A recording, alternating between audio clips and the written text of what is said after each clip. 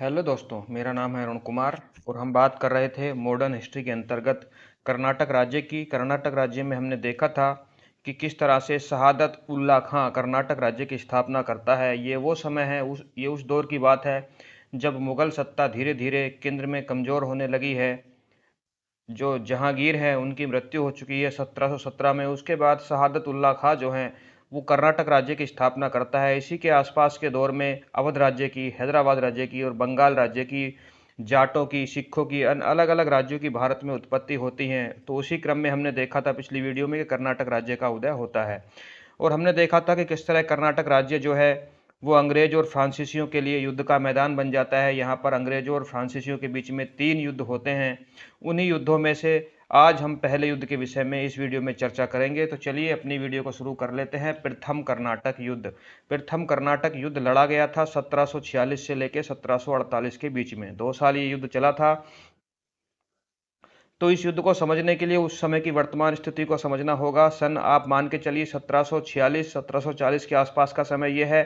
अंग्रेज फ्रांसीसी भारत में व्यापार करने के लिए आ चुके हैं। बंगाल जो है, बंगाल वाले क्षेत्र में जो है अंग्रेजों का जो दबदबा है वो ज़्यादा है। यहाँ कलकत्ता में उनकी एक प्रेसिडेंसी है। यहाँ पर मद्रास में अंग्रेज बैठे हुए हैं। पांडिचेरी में यहाँ पर फ्रांसीसी बैठे हुए हैं। और इसी क्रम में 2 नए राज्य भारत में बनते हैं। एक ये है कर्नाटक और दूसरा है हैदराबाद। ठीक है, यहाँ पे कर्नाटक, यहाँ पे हैदराबाद और यहाँ पे है बंगाल। यहाँ पे मद्रास में अंग्रेज हैं, यहाँ पे कलकत्ता में अंग्रेज हैं और फ्रांसीसी कहाँ पर है? पांडिचेरी में। ठीक है, तो जो मद्रास में अंग्रेज हैं, उन मद्रास में अंग्रेज जो हैं उनको लीड कर रहा है इस टाइम पे निकोलस मार्श। यहाँ पे जो चीफ है, जो गवर्नर है वो कौन है? मद्रास वाली प्रेसिडेंसी का हेड कौन है? Nicholas Marsh.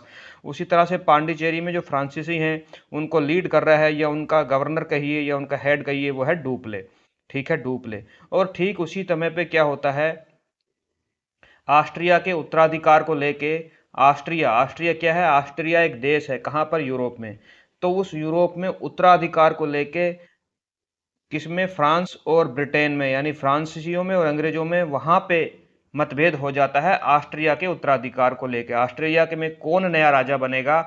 उस वर्तमान राजा की मृत्यु हो जाती है, उसकी और उनकी जो पुत्री होती है वो वहाँ की लीडर नहीं बनती, हेड नहीं बनती, और वहाँ पर कौन नया राजा बने तो या चीफ बने। तो अंग्रेज चाहते हैं कि उनके पसंदीदा आदमी हो, या जो उनसे लगाव रखने वाला आदमी हो, मतलब का आदमी हो, वो वहाँ पे राजा बन जाए या हेड बन जाए। और फ्रांसीसी चाहते हैं कि फ्रांस की पसंद का आदमी वहाँ पे राजा बन जाए। लेकिन वहाँ पे जो मतभेद है वो मतभेद जो है भारत में भी एक युद्ध के रूप में सामने आता है।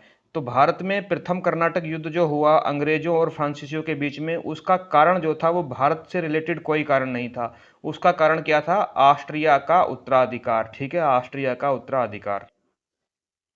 अब देखिए, दोनों को पता है कि यहाँ पे लड़ाई होने वाली है। तो जो मद्रास में अंग्रेज बैठे हैं, निकोलस मार्श है, वो निकोलस मार्श की हेल्प करने के लिए ब्रिटेन से बार्नेट, एक होता है बार्नेट, ब्रिटेन से बार्नेट को भेजा जाता है नौसेना लेकर निकोलस मार्श की मदद करने के लिए मद्रास में। और जो डुप्ले होता है वो मॉरिशस से नौसेना मंगा लेता है। देखिए, भारत के पास में यहाँ पे मॉरिशस है और मॉरिशस भी फ्रांस की कॉलोनी था। तो जो डुप्ले होता है उसको पता है कि ब्रिटेन की नौसेना जो है काफ़ी मजबूत है और बार्नेट भी आ रहा है, क्योंकि ये भी तो डुप्ले भी तो वहीं से आया था ना, यूरोप से। तो इसको पता है कि यूरोप वाले इसके खिलाफ लड़ाई करने के लिए बार्नेट को भेज रहे हैं। तो ये मॉरिशस से नौसेना मंगा लेता है, किसकी लीडरशिप में? ला बुर्डेन की लीडरशिप में। तो देखिए, निकोलस मार्श की हेल्प करने के लिए आ गए हैं ब्रिटेन से बर्नेट, और पौंडीचेरी में डुप्ले की मदद करने के लिए आ गए हैं मॉरिशस से नौसेना लेकर ला बुर्डेन।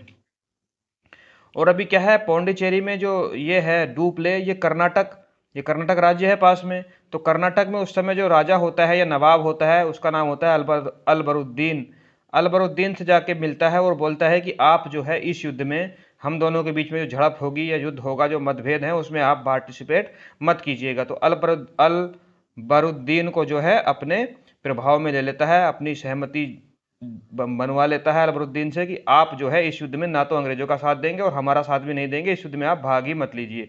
तो ये युद्ध पूर्ण रूप से अंग्रेजों और फ्रांसीसियों के बीच में लड़ा गया। कौन सा? प्रथम कर्नाटक युद्ध। और इस युद्ध का कारण भी भारतीय नहीं था, इस युद्ध का कारण था ऑस्ट्रिया का उत्तराधिकार। तो चलिए कुछ डिटेल से इस युद्ध के बारे में और बातें हैं वो हम जानने की कोशिश करते हैं। तो देखिए डुप्ले की मदद करने के लिए कौन आया है, ला ब्रूडेन आया है। कहाँ से आया है, मॉरिशस से आया है, ठीक है, मैंने अभी आपको बताया। तो डुप्ले क्या करता है, ला ब्रूडेन जो है वो 4 लाख पाउंड लेता है और ला ब्रूडेन की मदद से डुप्ले क्या है, मद्रास पर कब्जा कर लेता है। मद्रास जो अंग्रेजों की प्रेसिडेंसी है, वहां पर अंग्रेज बैठे हुए हैं। डुप्ले ला ब्रूडेन की मदद से मद्रास पर कब्जा कर लेता है। उसके बाद ला ब्रूडेन क्या है, 4 लाख पाउंड लेके, मतलब ला ब्रूडेन पहले तो अंग्रेजों के खिलाफ लड़ता है, लेकिन ला ब्रूडेन जो था थोड़ा चालाक आदमी था, या कहीं थोड़ा लालची आदमी था, ये वापस चला जाता है और 4 लाख रुपए ले लेता है अंग्रेजों से ही। अंग्रेजों से 4 लाख पाउंड लेके वापस चला जाता है। तो मतलब इसको संधि कर लेते हैं, रिश्वत दे लेते हैं, आप ऐसे कहिए अंग्रेज, जैसा अंग्रेज हमेशा ही करते आए थे ब्रिटिश कंपनी।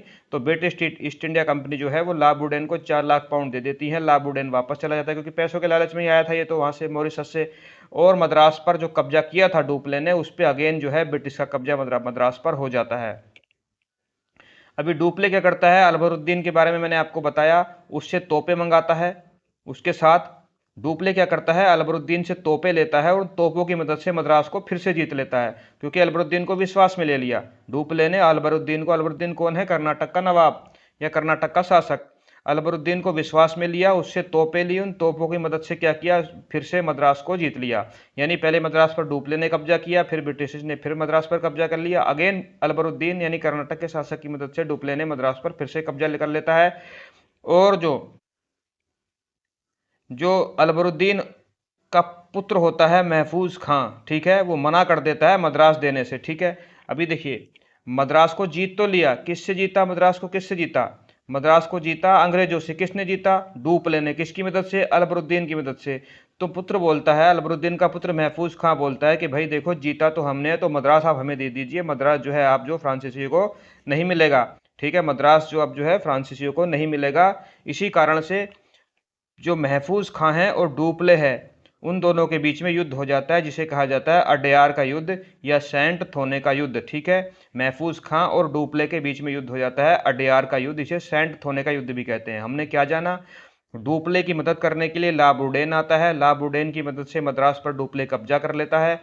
ला ब्रूडेन ब्रिटिश ईस्ट इंडिया कंपनी से 4 लाख रुपए पाउंड रिश्वत लेकर वापस चला जाता है। अगेन मद्रास पर ब्रिटिश का कब्जा हो जाता है। डुप्ले कर्नाटक का जो शासक है अकबरुद्दीन, उसको विश्वास में लेता है, उससे तोपे लेता है और उसकी मदद से, अकबरुद्दीन की मदद से मद्रास को जीत लेता है। जब मद्रास को जीत लेता है तो जो पुत्र होता है, अकबरुद्दीन का पुत्र जो होता है महफूज खां, वो कहता है कि भाई मद्रास तो हमने जीता है, हमारी तोपों की वजह से जीता गया है, तो मद्रास हमारा है, मद्रास हम जो है तुम्हें नहीं दे सकते, मद्रास को हम डुप्ले को नहीं देंगे। इस कारण से डुप्ले और महफूज खान के बीच में युद्ध हो जाता है, अडयार का युद्ध। कहाँ पे होता है, सेंट थोने का युद्ध भी इसी को कहते हैं, अडयार में युद्ध होता है और इस युद्ध में डुप्ले जीत जाता है। तो देखिए जो अंग्रेजों के बीच में और फ्रांसीसियों के बीच में युद्ध चल रहा था, वो युद्ध जो है फाइनली डुप्ले और महफूज खां के बीच में हो जाता है। और फाइनली मद्रास में क्या होता है, मद्रास किसके पास चला जाएगा, जब मद्रास में महफूज खां और डुप्ले का युद्ध हुआ और डुप्ले जीत गया, तो फाइनली जो मद्रास है वो डुप्ले के पास चला जाता है, ठीक है, डुप्ले के पास चला जाता है। और इसी समय मद्रास डुप्ले के पास आ जाता है। और इसी समय क्योंकि ऑस्ट्रिया के उत्तराधिकार को लेके एक एक मतभेद था ना फ्रांस में, अंग्रेजों में और फ्रांसीसियों में, वहां पे संधि हो जाती है। ये संधि भी यहाँ पे नहीं हो रही है, संधि कहाँ पे हो रही है, यूरोप में। यूरोप में एक संधि हो जाती है 1948 में, नाम है एक्स ला सैपल की संधि। 1948 में संधि होती है एक्स ला सैपल की संधि।